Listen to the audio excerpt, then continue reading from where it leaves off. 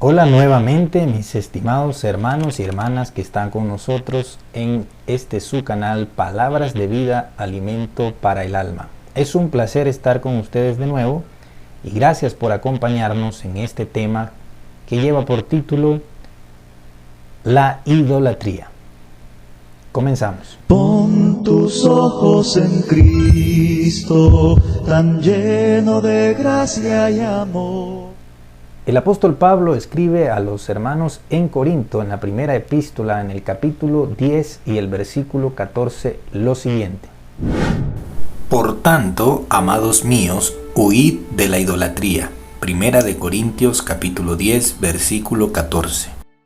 La idolatría, según el contexto bíblico, se refiere a la adoración de un Dios falso o cualquier cosa que sustituya al Dios verdadero.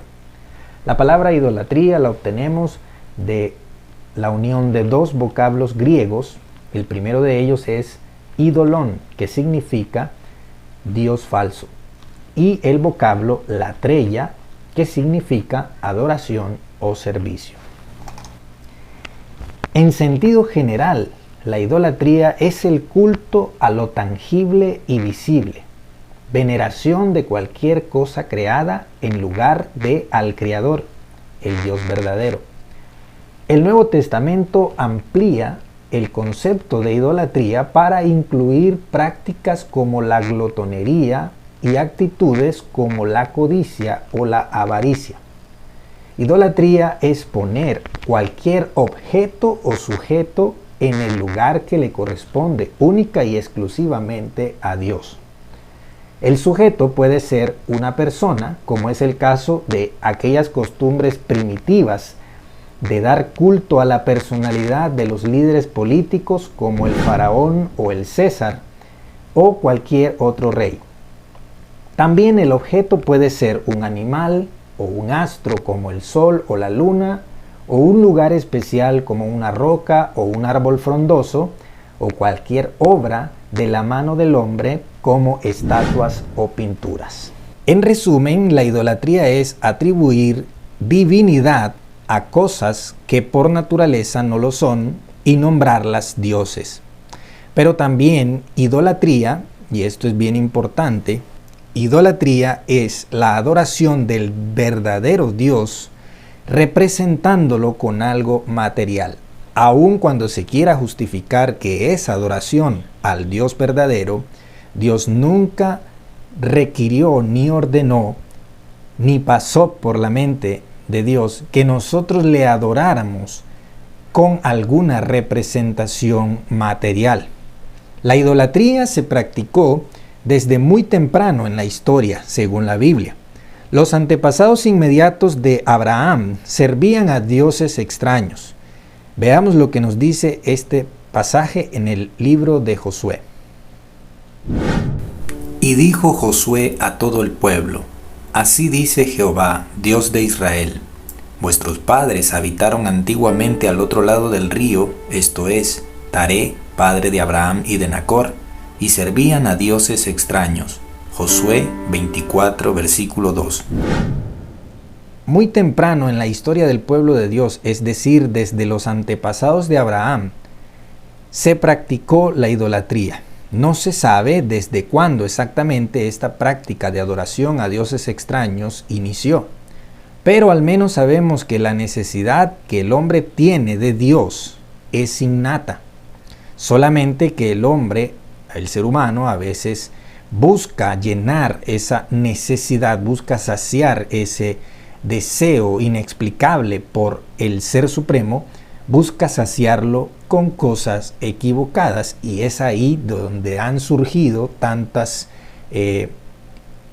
dioses, tantas imágenes, tantas esculturas, precisamente por esa necesidad que hay interiormente en el ser humano y que el hombre pues no ha encontrado al ser que llene ese vacío, porque solo Dios, el Dios verdadero, lo puede llenar. Así que desde tiempos inmemorables el hombre ha buscado a Dios. El libro de Génesis nos dice en el capítulo 4 que desde Caín y Abel los hombres han buscado el favor de Dios. Y al final del mismo capítulo se nos dice que desde el primer nieto de Adán por parte de Set, que fue el tercer hijo de Adán, los hombres comenzaron a invocar el nombre del Dios verdadero. Pero de los otros descendientes de Adán por parte de Caín, nacieron hombres que edificaron ciudades e inventaron instrumentos musicales y fueron artífices de toda obra de bronce y de hierro. Más adelante, después de la conversión de Abraham de los dioses falsos al Dios verdadero, los patriarcas se dedicaron a adorar al Dios verdadero, pero algunos miembros de su familia fueron influenciados por la idolatría. Veamos como ejemplo el siguiente texto. Pero Labán había ido a trasquilar sus ovejas, y Raquel hurtó los ídolos de su padre. Génesis 31, versículo 19. La palabra ídolos que aparece en este texto viene del hebreo terafín. Generalmente estos terafines eran pequeñas figurillas humanas hechas de madera, arcilla o metales preciosos. Algunos representaban a dioses masculinos, pero la mayoría eran figurillas de deidades femeninas que se usaban como dioses familiares y eran usados también como amuletos protectores. Puesto que estas figurillas representaban a diosas desnudas cuyos rasgos sexuales estaban bien acentuados, probablemente se pensaba que estas figurillas promovían la fertilidad. Y quizá esta sea una de las razones, o quizá esta sea la razón principal por la que Raquel, que era estéril, deseaba conservar aquellas figurillas o ídolos o terafines que pertenecían a su padre. Existen muchas otras razones que los biblistas explican con respecto a este texto, pero no las vamos a abarcar en este estudio. Veamos el siguiente versículo. Entonces Jacob dijo a su familia y a todos los que con él estaban: Quitad los dioses ajenos que hay entre vosotros, y limpiaos, y mudad vuestros vestidos. Así dieron a Jacob todos los dioses ajenos que había en poder de ellos, y los zarcillos que estaban en sus orejas, y Jacob los escondió debajo de una encina que estaba junto a Siquem. Génesis 32, versículos 2 y 4. Los hijos de Jacob conservaron a dioses extraños como lo hizo Raquel.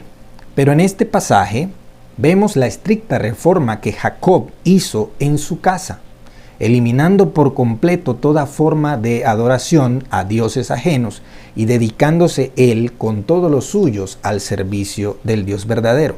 Desde entonces. Más adelante, la Biblia muestra que todas las naciones vecinas del antiguo Israel eran idólatras. Los pueblos semitas que habitaban en la antigua Babilonia y en ciudades cananeas, los egipcios adoraban al río Nilo, al sol como fuentes de la vida, pero también veneraban algunas imágenes de animales, como por ejemplo el toro, la vaca, el cocodrilo, el gato, entre otros. Dios en su manifestación a los israelitas, después de sacarlos de Egipto, donde muchos de ellos se habían corrompido con la adoración a dioses falsos, o más bien a los ídolos egipcios, nuestro Dios fue estricto y claro al advertirles lo que sigue.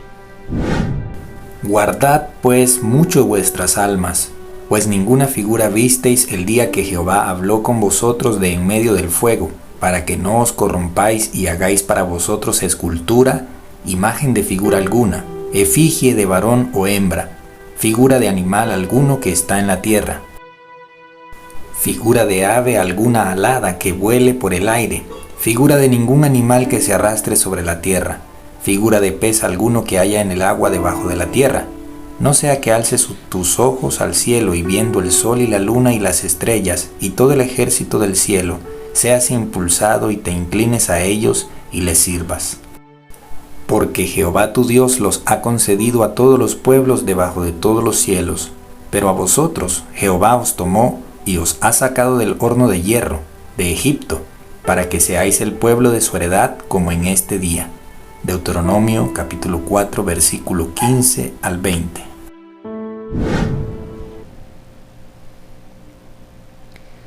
¿Recuerda usted que al principio dijimos que la idolatría también implica adoración al Dios verdadero a través de una vaga e inútil representación material? La advertencia de Moisés al pueblo en este texto confirma que Dios no desea ser adorado por medio de lo material. Pablo dijo a los atenienses que Dios no habita en templos hechos por manos humanas, ni es honrado por manos de hombres. Dios no es semejante a oro, ni a plata, ni a piedra preciosa, ni a escultura de arte y de imaginación de hombres. Así que por ningún lado es justificable la adoración a Dios a través de imágenes, pues Dios es espíritu y los que le adoran deben hacerlo en espíritu y en verdad. Nota aclaratoria: las imágenes que presentamos en todo nuestro contenido son usadas únicamente con fines didácticos e ilustrativos para facilitar la comprensión del oyente, pero de ninguna manera promovemos la veneración o la adoración a Dios o a Cristo o al Espíritu Santo a través de una vaga representación hecha por el hombre. El libro del Éxodo registra una importante instrucción respecto a la idolatría. En el decálogo dado por Dios a Moisés para el pueblo de Israel, la primera advertencia que Dios hizo fue la siguiente. Y habló Dios todas estas palabras diciendo: Yo soy Jehová tu Dios que te saqué de la tierra de Egipto, de casa de servidumbre. No tendrás dioses ajenos delante de mí. No te harás imagen ni ninguna semejanza de lo que esté arriba en el cielo, ni abajo en la tierra, ni en las aguas debajo de la tierra. No te inclinarás a ellas ni las honrarás, porque yo soy Jehová tu Dios, fuerte, celoso, que visito la maldad de los padres sobre los hijos hasta la tercera y cuarta generación de los que me aborrecen. Éxodo 20, versículo 1 al 5. Esta seria advertencia constituye los dos primeros mandamientos de la ley de Dios para el pueblo de Israel, porque Dios sabía que durante su estancia en Egipto el pueblo de Israel se había contaminado con sus dioses. Asimismo, durante su introducción a la tierra prometida, Dios les advirtió varias veces que no se contaminaran con los dioses falsos de aquellas naciones, sino que les ordenó destruir sus imágenes y que no hicieran alianzas con ellos ni participaran en sus cultos. Sin embargo, a pesar de que Dios fue claro en su advertencia, el pueblo en repetidas ocasiones cayó en esta práctica abominable. Uno de los casos más bochornosos ocurrió tan pronto como salieron de Egipto, mientras Moisés había subido al monte para hablar con Dios, de lo cual el apóstol Pablo nos resume lo siguiente. Ni seáis idólatras, como algunos de ellos, según está escrito: se sentó el pueblo a comer y a beber, y se levantó a jugar. Primera de Corintios 10, versículo 7. Esta amonestación que Pablo dirige a los corintios se escribió en el contexto de lo sacrificado a los ídolos. Así que Pablo les exhorta a no caer en el mismo ejemplo de desobediencia. Los israelitas pronto olvidaron todas las maravillas que Dios les había mostrado cuando los sacó de Egipto. Y a lo largo de toda su historia, los israelitas cayeron constantemente en este pecado y apostataron de su fe. Durante los jueces, el pueblo se corrompió varias veces. Los profetas también lidiaron con el pueblo respecto a los ídolos, pues durante las diferentes etapas o reinados o los diferentes reyes, el pueblo se corrompió y muchas veces se fueron tras los dioses de otras naciones.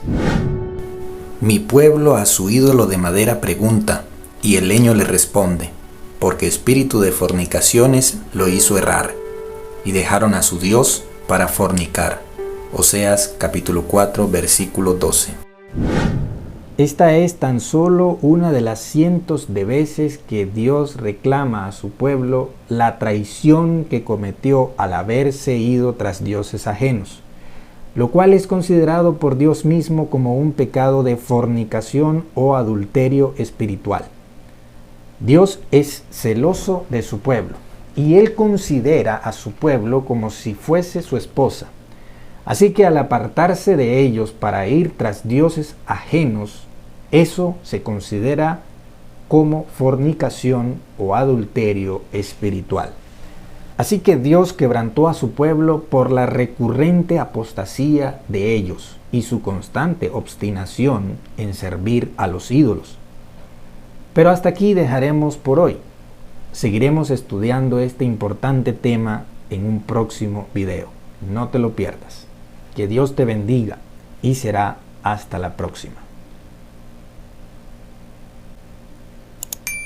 No olvides de suscribirte a este canal si es primera vez que ves uno de nuestros videos y darle al botón me gusta si el video ha sido de utilidad para tu vida. Hasta la próxima. Grande gozo hay en mi alma hoy, pues Jesús conmigo está, y su paz que ya gozando estoy por siempre.